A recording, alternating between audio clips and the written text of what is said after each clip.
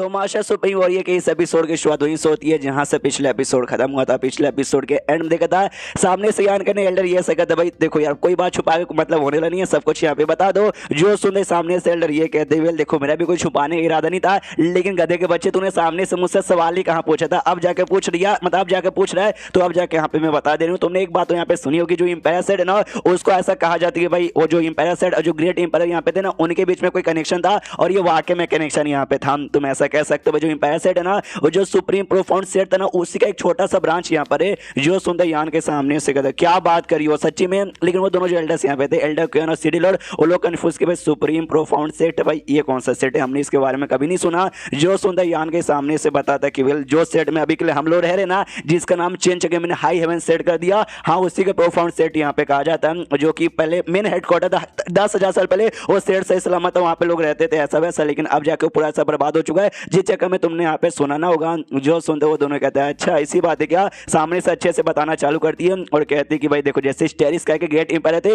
वो तो पूरे स्टेरी स्काई में राज करती थी यहाँ से वहाँ हर जगह, लेकिन लेकिन लेकिन शैडो स्टार पे जब आई थी ना तो आने के बाद ना वहीं पे रह रही थी, हाँ उसने सेट यहाँ पे बनाया वही सुप्रीम परफॉर्मेंस सेट वहीं पे रहती थी, लेकिन फिर पीछा करते करते उनके दुश्मन आ गए जिनकी पावर लगभग उनके बराबर यहाँ पे थी और लड़ाई बहुत खतरनाक है। पूरी एंड में ग्रेट एम्पायर जीत तो गई, लेकिन लेकिन लेकिन उसके बाद है ना भाई वो डीप स्लीप में यहाँ पे जा चुकी थी। तो जैसे ये दोनों जो बूढ़ा लोग थे ना भाई वो तो पहली बार सारी बातें सुन रहे, वो लोग सामने से कन्फ्यूज किया अभी ग्रेट एम्पायर डीप स्लीप में, इसका मतलब वो जिंदा है यार, हमें तो लगा कब की मारे जा चुके हैं। एल्डर ये अपना बात यहाँ पे कंटिन्यू करती है और सामने से बताती है हाँ जो फाइट यहाँ पे हुआ था जिसके बाद से ग्रेट एम्पायर डीप स्लीप में जा चुकी थी, और जो भी उनके फॉलोअर्स थे ना भाई उनकी भी समझो मौत हो चुकी थी, लेकिन कुछ जो ऐसे बंदे थे ना वो कुछ बंदे यहाँ पे जिंदा बच गए थे, वो जिंदा बचने वाले ना शैडो स्टार में कहीं यहाँ पे चले गए और जाने को ना उन्होंने यहाँ पे इंपायर सेट बना लिया, हाँ उन्होंने बेसिकली यहाँ पे इंपायर सेट बना दिया और तब से लेकर धीरे धीरे धीरे धीरे धीरे इंपायर सेट यहाँ पे आगे बढ़ते आ रहे हैं। और हमारे इंपायर सेट में ना उनकी एक फोटो भी है ग्रेट एम्पायर के जीत चक्कर में, जैसे हमने यांग यान को देखा ना हम देखते यहाँ पे पहचान गए थे, नहीं ये बात इसने बताई नहीं, ये बात मैं आपको बता रहा हूँ कि अभी इसको कैसे यांग यान के बारे में यहाँ पे मालूम चला,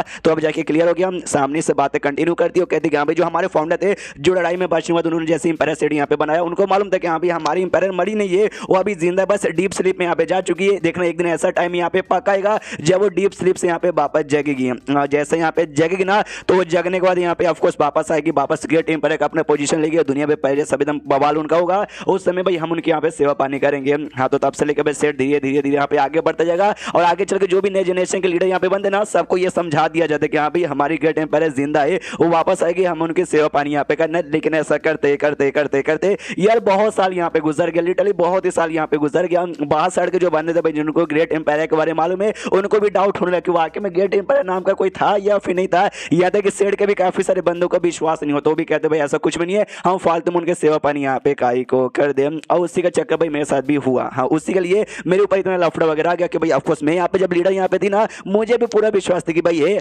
आएगी, इसलिए भाई हमें उनके सेवा पानी करने के लिए सब कुछ अच्छे से मेंटेन करना है। लेकिन कुछ बंदे जिनको विश्वास नहीं था वो लोग इसलिए भाई मुझे जबरदस्ती भाई पॉइजन दे दिया आज से लगभग 100 साल पहले, जिससे भाई मेरी हालत खराब हो गई, मुझे सेट से फिर मतलब निकल कर चुपचाप अकेले यहाँ पे रहना पड़ा और खुद को ठीक करने की मैं पूरी कोशिश यहाँ पे कर रही थी, लेकिन कुछ भी यहाँ पर हो नहीं पाया। लेकिन सही टाइम पे तुमने भाई मुझे अपील यहाँ पे दे दिया था, हाँ तुमने मुझे अपील दे दिया था जिस अपील से मैं यहाँ पे ठीक हो पाई, वरना सामने से अगर तुम मुझे अपील ना देते या हो सकती थी मेरी जान में निकल जाए, और जान अगर नहीं ना जाती तो भी सामने से मैं कल्टीवेशन यहाँ पे चला जाता, यानी कंप्लीटली मैं बर्बादी हो जाती। यान के सामने से पूछता भाई तो ये जो काम है पॉइजन देने का क्या उसी आदमी ने यहाँ पे किया, ये सामने से हाँ नहीं बोलती, बस ये कहती है कि वेल देखो जो पोजीशन यहाँ पे ना लीडर का वो हासिल कर पाना यहाँ पे बहुत ही मुश्किल है। जब जब मैं यहाँ पे जिंदा रहती सामने से उसको भी यहाँ पे डर लगता है कि हाँ वो तो ग्रेट एम्पायर पे विश्वास ही नहीं करता, धोखा वोखा देने को यहाँ पे कंप्लीट तैयार है, तो मैं कहीं उसको यहाँ पे करना दूँ, जिस चक्कर उसने चोर चुपके से मुझे यहाँ पे जहर वगैरह दे दिया था। तो उस आदमी से भाई जो भी है ना हिसाब किताब आज यहाँ पे छुट्टा करके रख दूंगी। यार मुझे नुकसान पहुंचाया उसकी बात एक बार के साइड में को, उसने ग्रेट एम्पायर को भी ऑफेंड किया, उनको यहाँ पे सामने से भाई धोखा दिया है, तो ये बिल्कुल भी यहाँ पे मैं सह नहीं सकती। यान के सामने से कहता कि अच्छा ठीक है तो एक बात मुझे बताओ टोटल कितने मेंबर्स है भाई तुम्हारे सेट के अंदर, ग्रेट एम्पायर सेट के अंदर। जो सुने वो बताती कि वेल देखा जाए तो एम्पायर सेट में तुमने बात सुनी होगी ज्यादा मेंबर्स यहाँ पे नहीं रहते, और अभी मुझे छोड़े तो यहाँ पे काफी ज्यादा टाइम हो चुका है, लेकिन जब मैं यहाँ पे थी ना उस समय लगभग 200 के आसपास थे, अभी मुश्किल से 300 होंगे, उस समय खाली 200 के आसपास थे। जो सुने यान के बोलते बस 200 मतलब बस 200 यार नॉर्मली हजारों से ज्यादा छोटे से छोटे सेट में भी रहते हैं, और वो सबसे बड़ा सेट है तो भी बस 200 सामने से वो बताती हाँ 200 पहले थे, अभी 300 के आसपास होंगे, लेकिन उनको भी आप बिल्कुल भी कम मत समझिएगा, वो 200 भी नहीं लगभग यहाँ पे 2 लाख के बराबर रहने वाले बंदे, उसमें से जो 80% बंदे ना वो पक्का यहाँ पे ऑरिजिन रिटर्निंग स्टेज पे जा चुके हैं, उसी 80% में लगभग 30 से 40% ऑरिजिन रिटर्निंग स्टेज के थर्ड लेवल पे यहाँ पे जा चुके हैं। और सैंथ किंग वाले जो बंदे हैं वो बंदे भी यहाँ पे बड़े हार्ड है, तो इसलिए सामने से उनके साथ पंगा लेने में बहुत ही ज्यादा लफड़ा वगैरह हो सकता है। प्लस उनके पास ढेर सारे ऑरिजिन किंग रेड के भी आर्टिफैक्ट है और इंपायर आर्टिफैक्ट भी है। जो सुनते यानी कि बोलता अच्छा इंपायर आर्टिफैक्ट भी क्या, लेकिन उससे पहले उस आदमी ने जो मोती वाला आर्टिफैक्ट था ना वो जो उसने यूज किया था ना, यूज करने में उसके यहाँ पे काफी ज्यादा बैंड बच गई थी। तो ऑफकोर्स जिसके पास ज्यादा पावर होगा वही इंपायर आर्टिफैक्ट यूज कर पाएगा, ज्यादा पावर ना हुआ तो उनसे दिक्कत होगा ना उनको। जो सुनते एल्डर ये कहती है हाँ भी आगे जबरदस्ती पूरा पावर लगा के यूज करने की कोशिश की ना, इससे सामने वाले बंदे की मौत होगी। सामने से एल्डर ये भी समझाते कि देखो सबसे पहले बता उसके पास जो मोती वाला जो आर्टिफैक्ट ना उससे तो हमें डरने की जरूरत है, लेकिन इसके अलावा टोटल उनके पास और दो है ना ऑरिजिन किंग रेड के भी आर्टिफैक्ट, उससे भी हमें यहाँ पे डरना चाहिए। टोटल उनके पास 3 था, लेकिन 3 में से एक मेरे अंडर में आता था, इसलिए जो तीसरा यहाँ पे था ना वो मैं अपने साथ लेकर आ गई हूँ, इसलिए अब उनके पास यहाँ पे टोटल 2 ही बचा है और 2 से हमें थोड़ा सा डरना पड़ेगा, लेकिन उतना भी ज्यादा डरने की कोई जरूरत नहीं, उसका भी इंतजाम मैं करवा दूंगी। वो कमीना बंदा जिसने भाई मुझे ऐसा पॉइजन दे के मुझे बाहर निकलवा दिया, एंड में खुद यहाँ पे बन गया लीडर, बड़ा कमीना ग्रेट एम्पायर का बिल्कुल विश्वास नहीं करता, उसका जो एटीट्यूड ना हमारे एम्पायर सेट के बराबर बिल्कुल भी यहाँ पे आता वगैरह नहीं है। और हो सकता है नया लीडर बनने के बाद उसने भी ढेर सारे बंदों को इन्फ्लुएंस कर दिया होगा, यानी उनको भी वही सेम बात है, उनको भी सिखा दिया कि हाँ भाई देखो बेकार है ऐसा वैसा मुझे फॉलो करो। लेकिन तो भी कुछ ऐसे बंदे जो अभी भी वही मेरे सपोर्टर है, वो अभी भी इतना सब कुछ होने के बाद ना मुझे सपोर्ट करने को तैयार है। कुछ साल पहले जब पहली बार आपसे मिली थी, आपने जो पील देके मुझे ठीक किया था,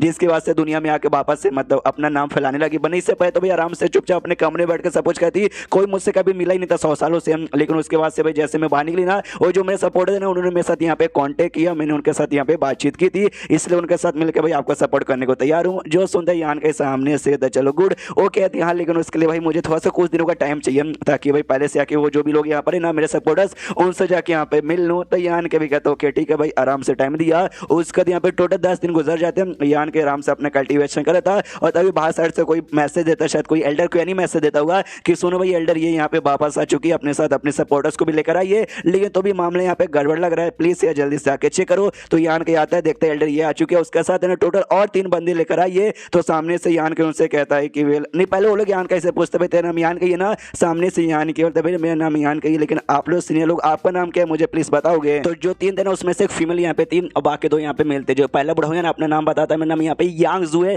लड़की थी उसका नाम यहाँ पे लीन था, और जो लड़का यहाँ पे तीसरा यहाँ पे था उसका नाम यहाँ पे चू है था। और सामने से एल्डर ये बता दी यहाँ पे ये तीनों ना अपने सेट के लिटरली काफी इंपॉर्टेंट मेंबर यहाँ पे थे, बहुत ज्यादा इनका इंफ्लुएंस पूरे सेट में यहाँ पे चलता है, और मैक्सिमम बंदे ना हमारे सेट के इन्हीं के अंडर में यहाँ पे आते थे। यान के सामने से जो पहला बुढ़ा होता जिसका नाम यहाँ पे यांग जू था, सामने से कहते वाओ जी सीनियर आपका सरनेम भी यांग है, मेरा सरनेम भी यांग है। तभी तो जैसे मैंने आपको देखा ना, देखते भाई मुझे लगा कि नहीं भाई सामने से इस बंदे से मिला नहीं हूँ, लेकिन तो भी ना एक अपने वाली फीलिंग यहाँ पे यार, इसलिए भाई आगे चल के फ्यूचर पे भाई मेरे साथ भी थोड़ा सा ध्यान दीजिएगा। जो सुने सामने से बंदा सुना देता है और कहता चल साले चाटने वाली मेरी मक्खन लगाना चालू कर दिया। उसने देखो एक वर्ड यहाँ पे बोला रेट्रोइक, ऐसा कुछ नाम है मुझे प्रोनाउंस करने नहीं आ रहा, इसका बेसिकली यही मतलब होता है किसी को मक्खन लगाना, प्यार प्यार से बातें करके उसको इन्फ्लुएंस करना। एंड देन ये चैप्टर यहीं पे खत्म हो जाता है। तो चैप्टर खत्म तो वीडियो भी खत्म, तो मिलते हैं अगले किसी वीडियो में, जब तक के लिए बाय बाय।